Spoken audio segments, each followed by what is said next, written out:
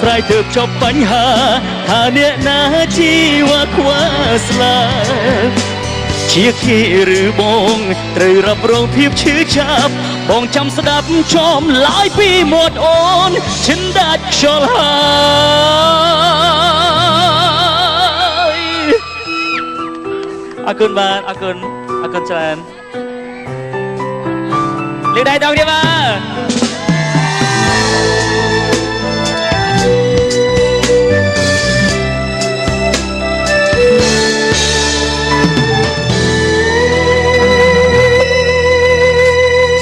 ចុងត្រឡប់ទៅថ្ងៃមិនស្គាល់គ្នាចុងខ្លាយជាមនុស្សម្នាក់បាត់ការចងចាំ